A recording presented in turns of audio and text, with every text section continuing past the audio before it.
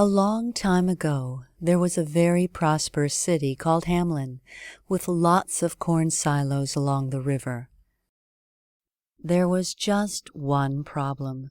Hamlin had a plague of rats. There were rats all over the city, in the bakeries, in the shops, in the streets, and in the people's homes.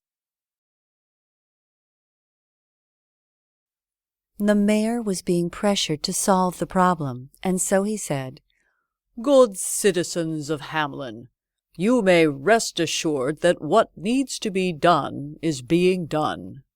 But in truth, he had no clue about what to do. The days passed, and the problem got worse and worse. People started to become angry, and they marched through the streets in protest, shouting, "No more rats! No more rats!"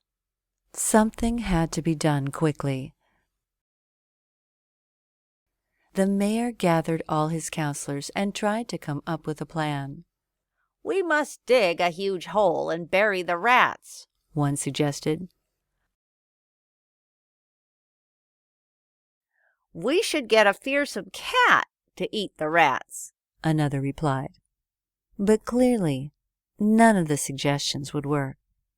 Demoralized, the mayor concluded, "It just can't be done without help. Why don't we give a reward to the person who can solve the problem?" he suggested. Everyone agreed, so a reward of 1,000 gold coins was offered to anyone who could take the rats out of the city. The following day, a strange man carrying a silver pipe came to Hamlin. He found the mayor and said to him, "For 1,000 gold coins, I will save your city from this plague." "And how do you intend to do that?" the mayor asked. "I will play my silver pipe, and all the rats will follow me to the mountains, where they will stay forever," the man replied. Everyone laughed at the Pied Piper, but the mayor, in desperation, said, "Well, please try. We will give you the reward if you succeed." And so the Pied Piper left the room, promising to come back the very next day.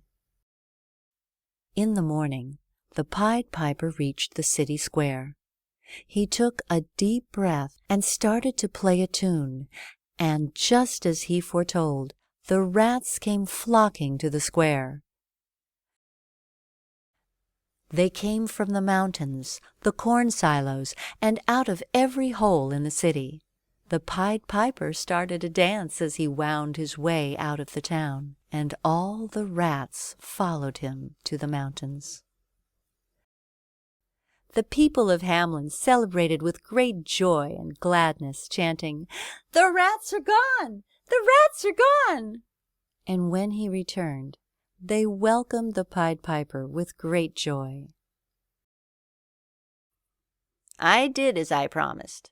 Now please pay me, and I'll be on my way," the Pied Piper said. But the mayor laughed. "Pay you 1,000 gold coins?